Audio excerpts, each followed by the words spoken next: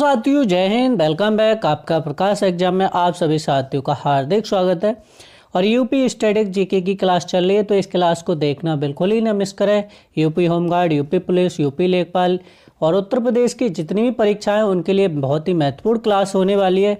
इस क्लास में जानेंगे उत्तर प्रदेश के प्रमुख मंदिर एवं सांस्कृतिक धरोहर। तो सबसे पहले बात करते हैं हम उत्तर प्रदेश का उत्तर और पश्चिमी क्षेत्र।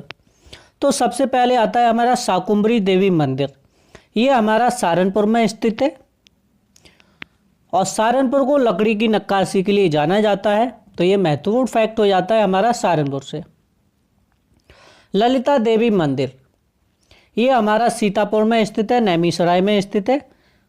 और 88,000 ऋषियों की भूमि किसे कहा जाता है? तो नैमिषारण्य को कहा जाता है। अगला आता है हमारा, नेक्स्ट आता है पूर्वी शक्तिपीठ। पूर्वी शक्तिपीठ में आता है हमारा देवी पाटन मंदिर या देवी मंदिर या देवी पाटन मंदिर। ये हमारा बलरामपुर में स्थित है। अगला आता है हमारा नेक्स्ट पार्वती अर्घा मंदिर। ये हमारा गोंडा में स्थित है, गोंडा क्षेत्र में। और उसी के पास पड़ता है बहराइच है, उधर ही बस्ती है आपकी। बिंद है और मध्य क्षेत्र। मध्य क्षेत्र में आता है हमारा, बिंद क्षेत्र में आता है विंध्यवासिनी देवी मंदिर। ये हमारा मिर्जापुर में स्थित है और 51 शक्तिपीठों में से एक है हमारा विंध्यवासिनी देवी मंदिर। और पौराणिक कथाओं के अनुसार माना जाता है कि जब माता सती ने अपने शरीर को अपने पिता द्वारा कराए जा रहे यज्ञ में हवन कर दिया था और हवन कराया था, और क्या हुआ था, तो भगवान शंकर सती के शरीर को क्या ले जा रहे थे, तब उनमें से कुछ अंग इस स्थान पर गिर गए थे। और यहाँ पर क्या होता है, विंध्यवासिनी देवी मंदिर पर नवरात्रों में क्या लगता है, मेला लगता है। शीतला देवी मंदिर, ये हमारा कौशाम्बी में स्थित है। कौशाम्बी जैन और बौद्ध का प्रमुख केंद्र रहा था, तो ये महत्वपूर्ण हो जाता है हमारा। वहला देवी मंदिर, ये हमारा प्रतापगढ़ में है और प्रतापगढ़ में स्थित आपके सरायनार है और लिखैया है, मांडवा है। यहाँ पर पौराणिक पुरापाषाण काल के साक्ष्य मिले हमारे प्रतापगढ़ से, सरायनार के। नेक्स्ट आता है हमारा काशी। काशी को मोक्ष की नगरी कहा जाता है और विश्व की सबसे प्राचीनतम जीवित नगरियों में से एक है हमारा काशी।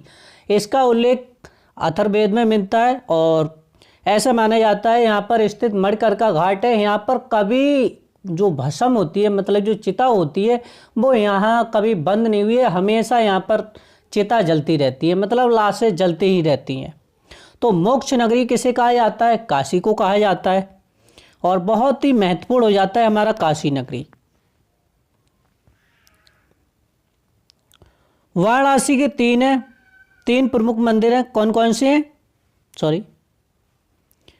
तो काशी विश्वनाथ मंदिर, भरत माता मंदिर और आता है हमारा 64 योगी मंदिर। ये महत्वपूर्ण हो जाते हैं हमारे वाराणसी की मंदिर, जिन्हें क्या कहा जाता है, तो वाराणसी की 3 रत्न कहा जाता है, काशी विश्वनाथ को, भरत माता मंदिर को और 64 योगिनी मंदिर के लिए।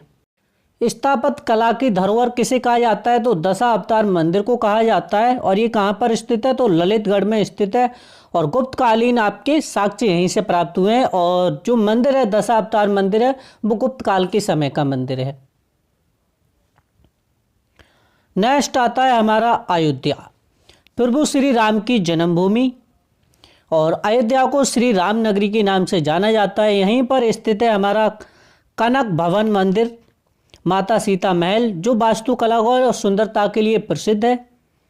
और हनुमानगढ़ी मंदिर, भगवान राम के द्वारपाल और हनुमान जी के प्राचीन किला स्थित है हनुमानगढ़ी में। नेक्स्ट आता है हमारा मथुरा। मथुरा को किसे कहा जाता है? तो ब्रज भूमि का हृदय कहा जाता है। और यहीं पर सबसे महत्वपूर्ण है हमारा बांके बिहारी मंदिर। ये भक्ति और श्रद्धा का जीवंत रूप देखने को मिलता है। नेक्स्ट आता है हमारा गोविंद देव मंदिर। ये लाल बलुआ पत्थर से बना है, ऐतिहासिक विरासत है ये हमारी। और नेक्स्ट आता है सबसे बड़ा रंगनाथ मंदिर। ये दक्षिण भारतीय द्रविड़ शैली में निर्मित विशाल मंदिर है। और नेक्स्ट है हमारा प्रेम मंदिर। ये भी हमारा मथुरा का महत्वपूर्ण मंदिर है। खुशीनगर, शांति और निर्माण। कुशीनगर में स्थित है हमारा महापरिनिर्वाण मंदिर। ये पवित्र स्थान है जहां गौतम बुद्ध ने अपने अंतिम विश्राम लिया था, मतलब अंतिम पल बिताए थे। कुशीनगर में गौतम बुद्ध की क्या हुई थी? मृत्यु हुई थी, जिसे क्या कहा जाता है? महापरिनिर्वाण कहा जाता है। और विश्व भर के अनुयायी, बौद्ध अनुयायियों के लिए क्या है? श्रद्धा का केंद्र है हमारा कुशीनगर में स्थित महापरिनिर्वाण मंदिर। तो महापरिनिर्वाण से आप समझ जाओगे किनसे संबंधित है? भगवान गौतम बुद्ध से संबंधित है। अब आती है हमारी पौराणिक धरोहर और तपस्या। गोलक ओंकारनाथ लखीमपुर खीरी में स्थित है, जिसे छोटी काशी कहा जाता है, जो भगवान शिव के लिए समर्पित है। नेक्स्ट आता है हमारा श्रृंगी ऋषि मंदिर। ये फर्रुखाबाद में स्थित है और प्राचीन काल के महान तपस्वी ऋषि श्रृंग की क्या है? तपोभूमि है हमारी फर्रुखाबाद। तो यहीं पर स्थित है श्रृंगी ऋषि मंदिर। अगला आता है हमारा, नेक्स्ट आता है कानपुर देहात, और यहीं पर स्थित है भीतरी गांव मंदिर। और ये गुप्त काल की टेराकोटा और ईंट वास्तुकला का एक दुर्लभ उदाहरण है, और ये भारत के सबसे पुराने ईंट मंदिरों में से एक है हमारा भीतरी गांव मंदिर। ये आप देख सकते हैं टेराकोटा की मिट्टी की क्या है? ईंटों से निर्मित हमारा क्या है? मंदिर है। नेक्स्ट आता है हमारा कानपुर। कानपुर में स्थित है जेके मंदिर। प्राचीन और आधुनिक वास्तुकला का क्या है? मिश्रण है।